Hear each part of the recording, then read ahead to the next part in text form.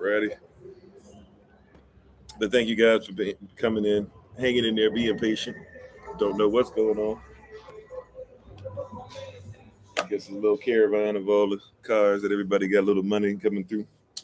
But hopefully you guys are doing well. We're gonna do some Q&A tonight. Shabbat Shalom, family. Peace, peace, peace. So don't forget tomorrow. I was trying to say tomorrow we're gonna try our best to what was I gonna say? Tomorrow we're gonna be on 8 a.m. Eastern New York time for our live session, right? Then at 10 a.m. Eastern, we're gonna have our Shabbat Shalom service on the Kofi 40 podcast.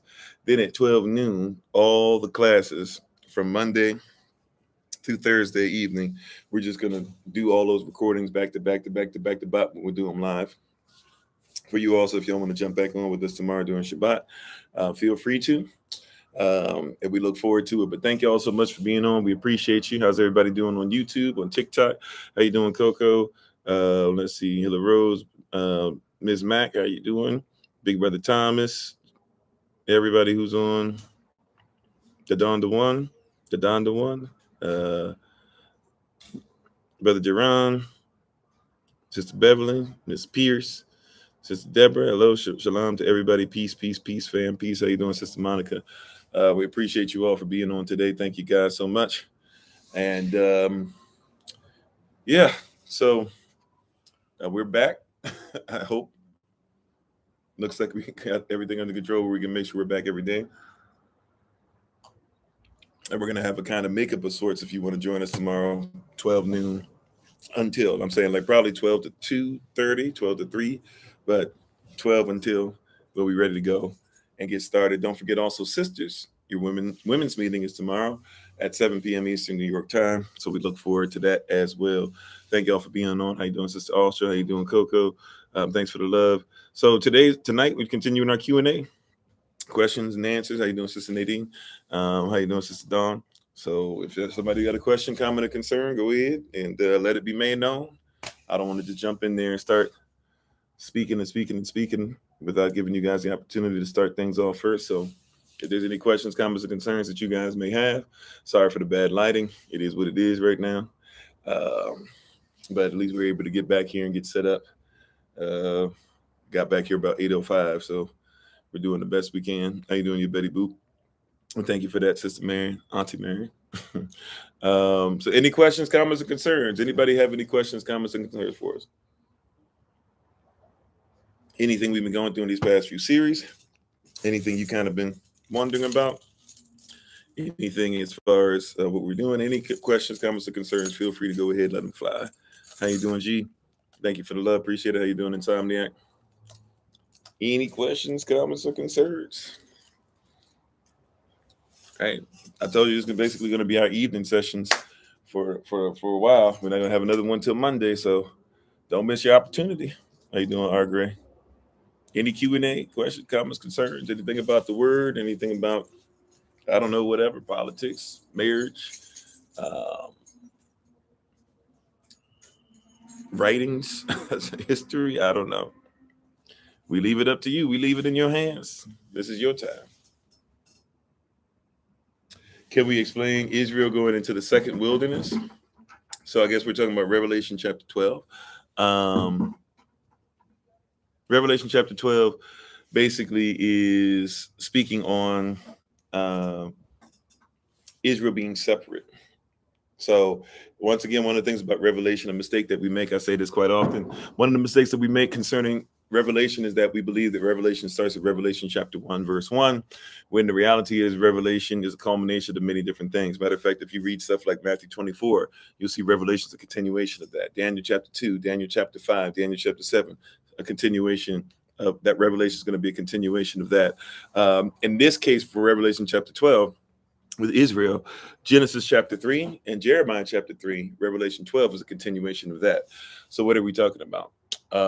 Genesis chapter 3, it talks about Adam and Eve sinned, and it discusses that there will be the father, there'll be a woman, and she'll be travailing with great birth pains, and out of her will come a child. The child will be bruised in the heel, but he will ultimately bruise the serpent in the head. So we see this woman. Later on, we see this woman mentioned again, Jeremiah chapter 3. This time she's given a name. She is called Israel.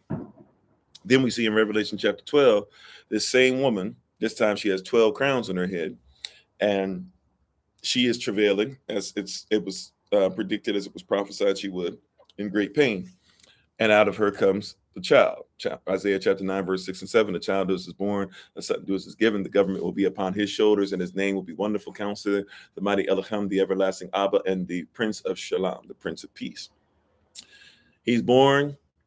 He's bruising the heel, right? He has the inconvenience of giving up the ghost and dying on the tub. And then he's ultimately bruises the serpent in the head, where he gets ultimate victory. The serpent is trying to get the victory back. If we want to use that term, the victory back, he's trying to get his win back, and he can't get to the Son, who Acts tells us that everybody saw him go back up to the heavens. He cannot get back to the Son, and he tries to get through the angels, and the angels and the seraphim.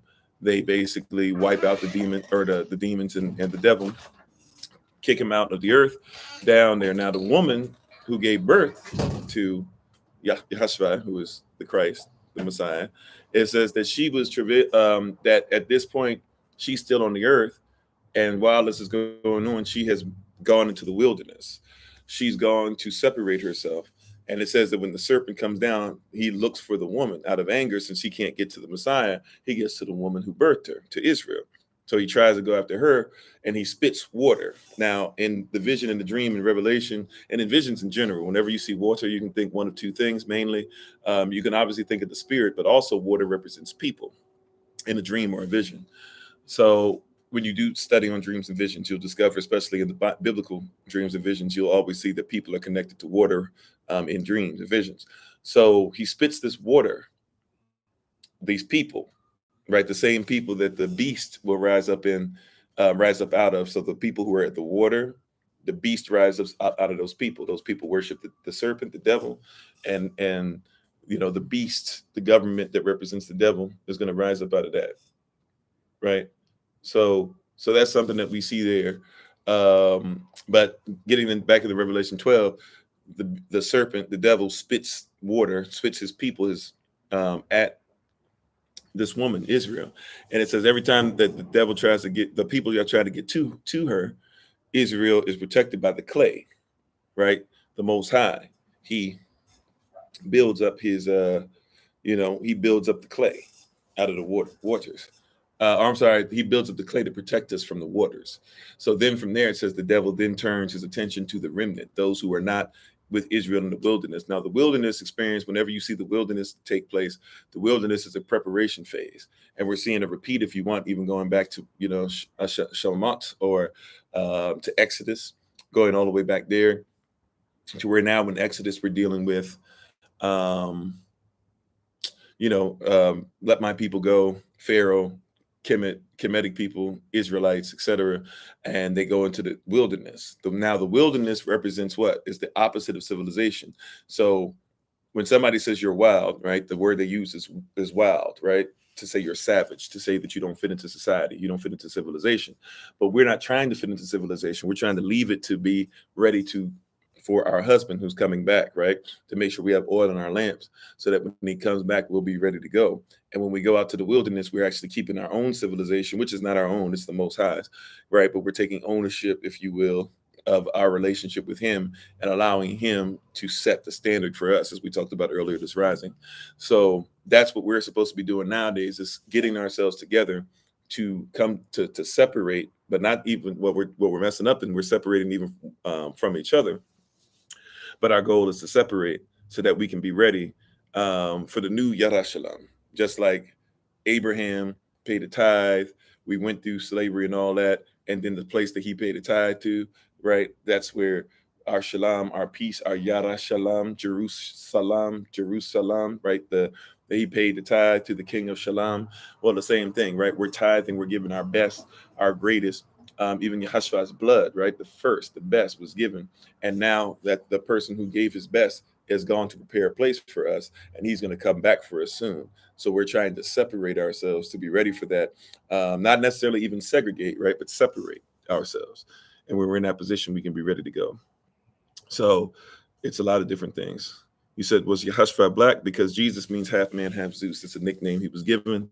So I don't worship him. And Jesus, I guess, can be whatever color you want because he's made up. Half man, half Zeus. He's a demideus or a demigod. I am talking about Yehoshua. And if we're going to talk about the Messiah, yes, he would be, what you would consider to be black enough to look like the original people of Kemet and to be hidden into them, right? To have locks, for sure. Now, somebody would say, well, anybody's hair could lock, but there's definitely certain features about him. And, black enough to where when you look at his feet, it says that his feet are the color of a burnt, of burnt brass, as if it was burnt in the furnace. So it's not too hard to figure out what that is. Now, just because he's a certain color, does that mean that if you're a certain color, you're better than somebody else? No, not necessarily. Not all skin folk is kinfolk, and not all Israel is Israel. I've said this before, I'll say it again. There's a lot of people that, some of y'all swear you're 100% Israelite by blood, but I tell you, you're 0% Israel in your ways, especially when it comes to loving one another. We see that quite often with how camps treat one another, let alone how they treat, their sisters, their wives, their daughters, and their brothers, of course. So, yeah, but it's not that difficult to see what color he would have been. Matter of fact, if you want to even take it from somebody who's an eyewitness as to what Yashua looked like, all you would have to do is look for the writings of Flavius Josephus, who was an Israelite, and told you exactly what he looked like. He told you that he had black skin. He told you that he wasn't that handsome, by the way. He told you that now some of it you have to take into account. He starts kind of tearing up his appearance, but also you must recognize Flavius Josephus would have been somebody that didn't necessarily like Yehoshua, but he's at least willing to tell you what color he was and stuff. Now he starts getting to a place where he's like, oh, his back was hunched and all this other stuff. I don't know about all that.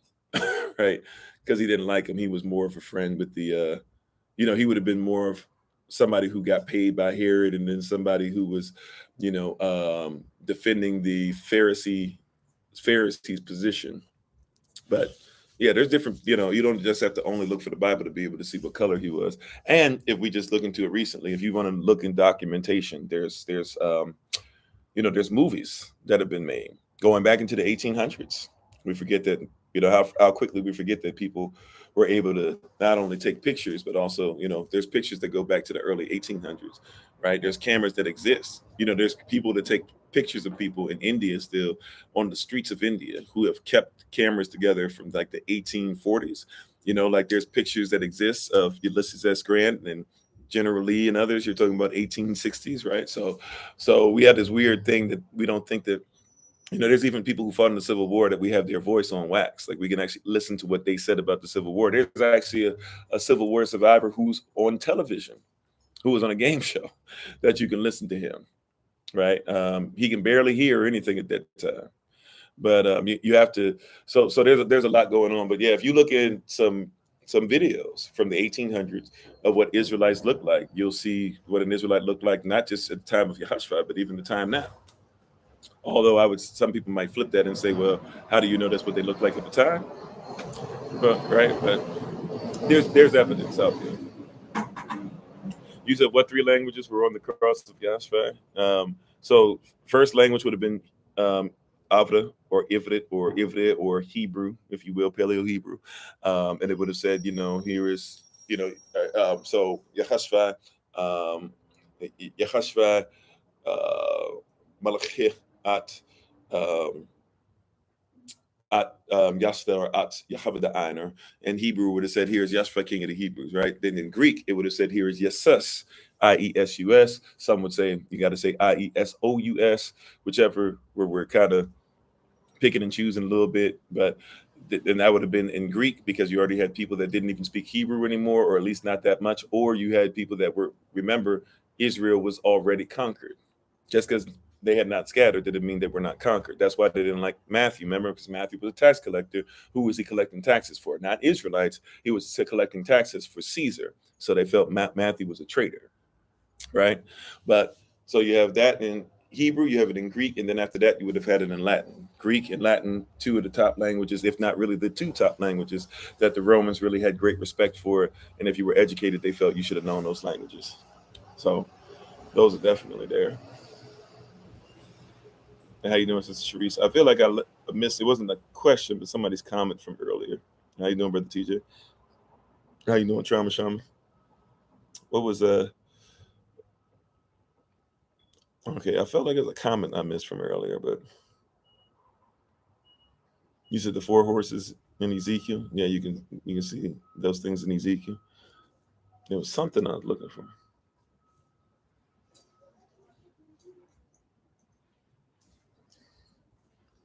No, not doing so well, amen. Or we need, yeah, we're doing. You said no hell, just no more existing. I'm sorry, Betty Boop, I missed what I was talking about. No hell, no. Just so you say there is no hell. I'm not sure. I don't know what I was talking about. I'm sorry. So what about the rapture? Is it real? So we've talked about that a little bit before. The rapture basically is a mismanagement of the changing of language. This is one of the reasons why we need to make sure we know things in its original form. We wrestle not against flesh and blood, but against principalities, right? So the raptor, the word raptor even comes from the word rapturo. Rapturo is just a word of describing certain birds.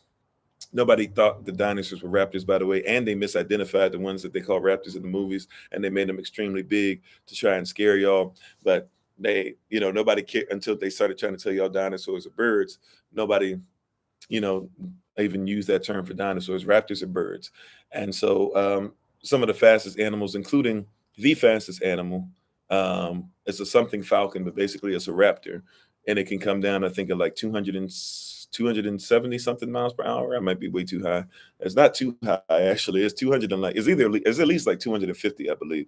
I think it's like 207 something miles per hour. It can go straight down, and it can see from far up. It comes down that quickly, and when it hits the target, it doesn't even use its talons to dig in. It just literally uses its talons to give all of that force at that speed directly into the spine of an animal. So when it says that there's going to be a rapture, or in your Bible, or in the new versions of the Bible that you have now, right, English and Latin meeting up, you're having a conversation where somebody was telling you, Paul was basically saying this thing is going to come extremely quick, and so you're not going to have time to prepare. Like when it happens, it happens. So don't try to prepare yourself. So what people do now is it's become, oh, when people die, they're going to have their shirts. You're going to see somebody's shirt still sitting there on the ground, or if somebody does this, it's going to be off, or this or that or whatever. So rapture is just talking about the speed in which, giving you a hint of, hey, be ready when this thing happens. It's not going to happen the way you think it is, so to speak. Of course, I'm gonna have to not do this in the evening anymore, especially on it's a Friday, so everybody playing music as loud as possible. Probably gonna get a. Oh, okay. Oh no, they still going. Well, anyway, reading. You said okay. That's what you were saying, Betty. Sorry, you read an article yesterday. It said perishing, or to perish means gone, finished. Um, so no hell, just no more existing. Um, I mean, if flesh perishes, but your spirit still existed, right? Now, if you're talking about perishing, now they're saying perishing means, like if you're giving me like a common thing, right? So well, so let's do this, right? Because that's kind of a wrestle like thing. So now that I got the full context. Sorry, Betty, for missing the full context. I got you now. So I can we can do this right here, right? Um, let's turn to John 3:16. And we're not even gonna go to the Hebrew term. Let's just go to the Greek. That one's usually easy, and that person's getting this from the Greek term, right? So whosoever believeth in him would not perish, but have everlasting life. First of all, we have to figure out what we're talking about perishing, what we're perishing from. See, because it says he so loved the world. Now we got to look at this thing called world, right? The word world there is going to be cosmos, right? So cosmos is talking about um, cosmos is going to be talking about a system. So number one, we're not talking about terraforming. We're not talking about physical at this point. We're talking about a system.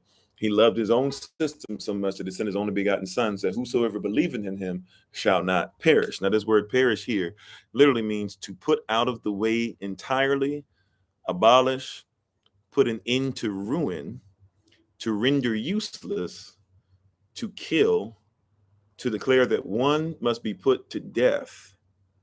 It's a metaphor to even mean to devote or give over to eternal misery in hell, to perish, to be lost, ruined, or destroyed. That's coming from the Greek word apalumi. Apalumi. Right? Like probably apalomi, but apalumi. Um, and this literally, once again, is saying to perish. So if we're talking about a physical thing or we're talking about a modern definition, sure, to perish is saying like, your food can perish. But this is talking about a system. His system he loves so much that he sent his only begotten son, so that when this wicked system perishes, right, we wouldn't have to perish. Now, what does that mean again? Once again, it means to destroy. We will not be destroyed. And we're talking about just the flesh too, by the way, because there is a place called hell, right?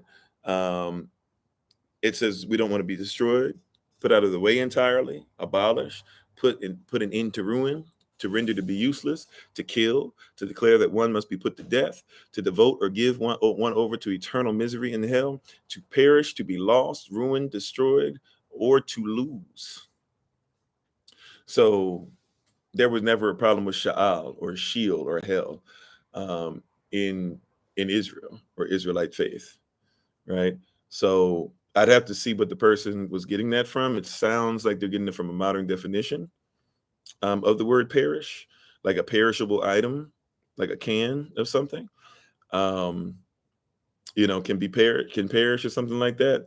But remember, even this body that we have on, yeah, it'll perish, but we're going to take off corruptible and put on incorruptible, right? And we don't think about the negative connotation. If you're going to be in heaven forever, you got to have an incorruptible body to where your body will last forever, right? If you're going to be in hell, guess what you also have to have? You have to have an incorruptible body, one that will be able to receive a certain type of pain and last forever.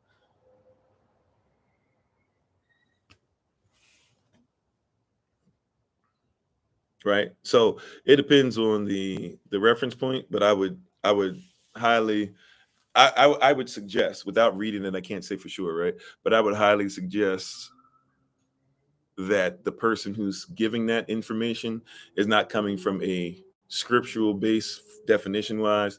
They're coming from a modern definition, and they're definitely. And by the way, I would say it's Russellite, Jehovah's Witness influenced, or Roman Catholic, because people don't realize that Roman Catholics not only got rid of hell a long time, or got rid of the limbo that they have. What's the limbo that they have? They got heaven, they got hell, and then they got that place that you just stay in different levels of or whatever in between. But then after that, the Pope got rid of hell.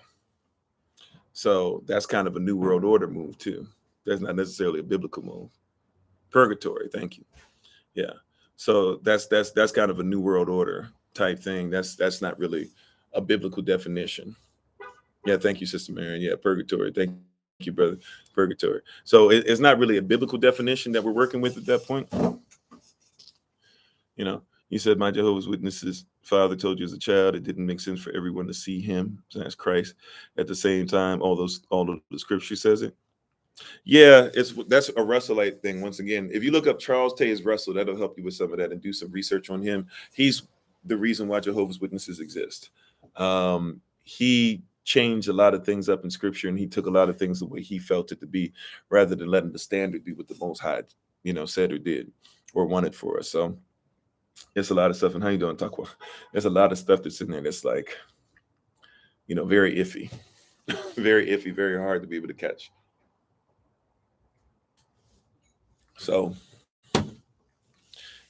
it is what it is on that. Great questions, though, by the way. I hope nobody took anything like I was coming at you, by the way. That was my intent, just answering. But they're great questions. As you can see, they're pretty serious. But yeah, there's at the end of the day, one of the things that I even point to, whether you want to talk about Old, New Testament, whatever, let's just look at the Messiah. Hashpai speaks about hell. And he talks about the fact that it's going to hurt. He talks about the fact it's not what we see in the movies. He describes it as a place to where it hurts so much that you won't be able to move. You can see and you can't move. You're not allowed to have water, although you crave water. That's what he talks about. He describes it. He says that the person who's used as an example to speak of when they went to hell, that's used in the parable, he talks about the fact that this person wanted a drop of water just to be put on their tongue.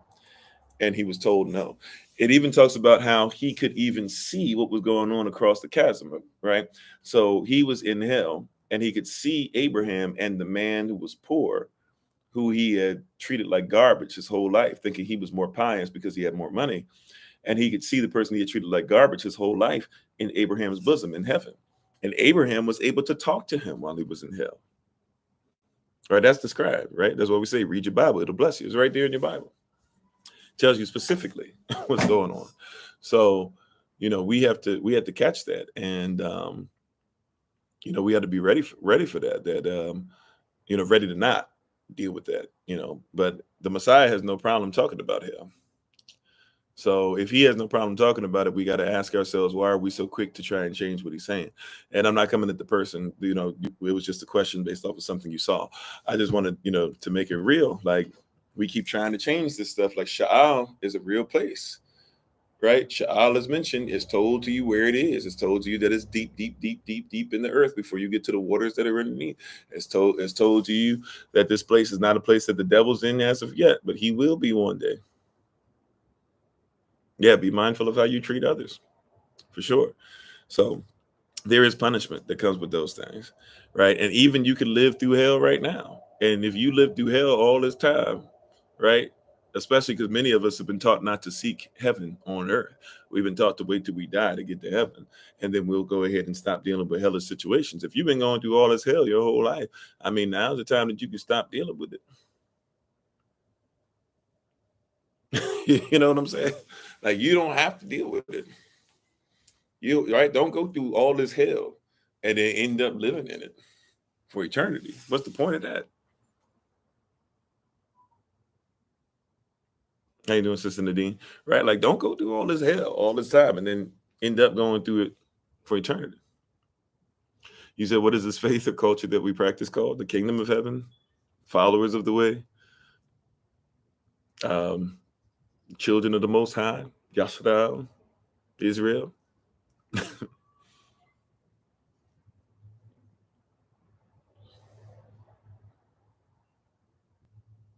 Same thing it was called in the Bible, right? The Bible we call the followers of the way, right? The way, the truth, and the life, all that stuff. That's what they called themselves in biblical times as well. Even after biblical times was over, that's what people call themselves. But followers of the way, followers of the Most High, children of the Most High, sons and daughters of Zion, right? Kingdom minded, kingdom of heaven, kingdom of Elohim. I don't really have a.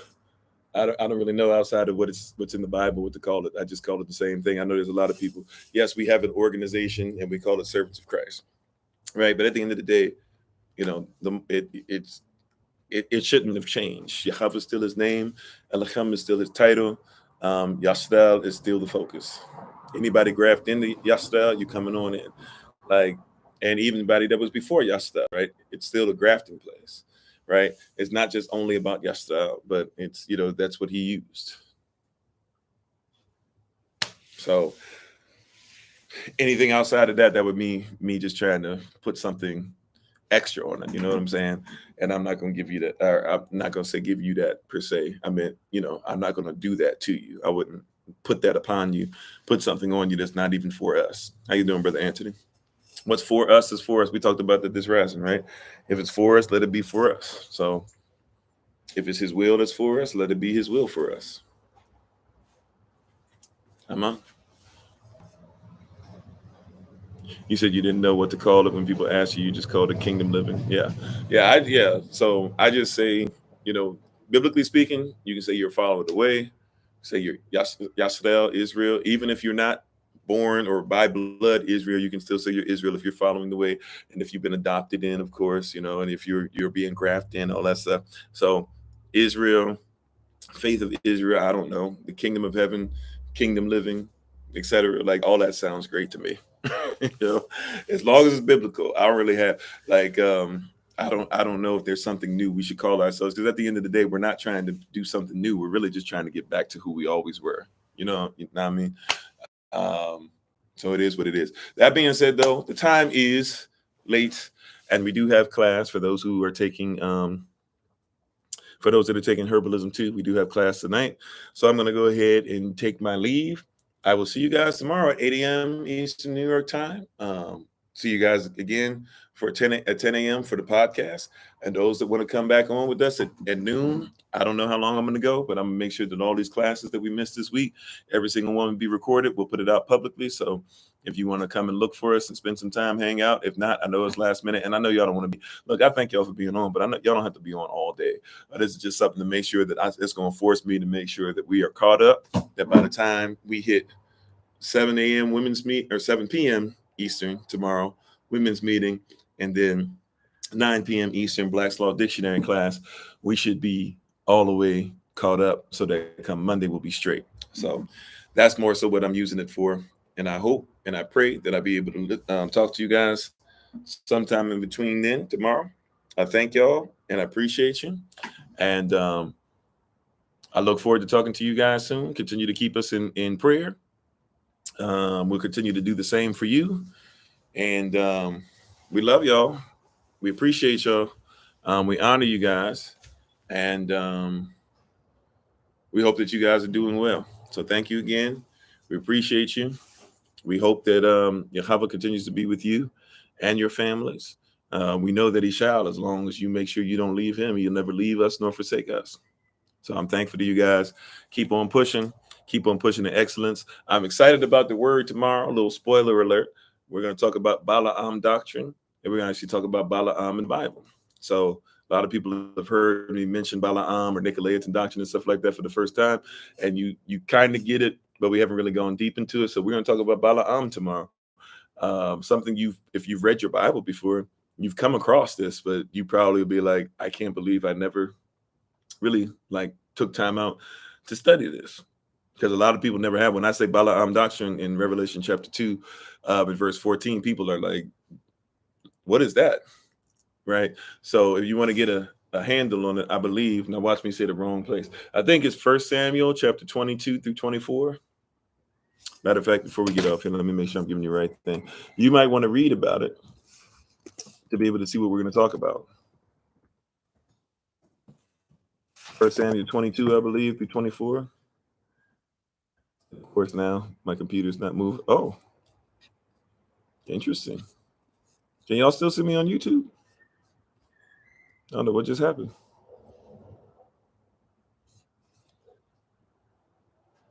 It's weird. Okay. Well, I think it's 1 Samuel chapter 22, 23, and 24. But we'll hit it tomorrow. We'll go over tomorrow. And hopefully you guys will be blessed. Where you actually, so from now on, when you hear me say Balaam doctrine, you know what we're talking about. That being said, though, thank y'all, family. Appreciate y'all so much. Take care. I shall see you guys in the rising. Shabbat shalom to everybody once again. Kwam Yasda Tada. Please check out my wife, as always, the Honorable Maya, on TikTok, YouTube, or website, and Pinterest at Bloom and Flourish, not A&D, the letter N, Bloom and Flourish. She is a healer, herbalist, chemist, and biologist by degree. And we're thankful and grateful to everybody for being on tonight. Thank you so much.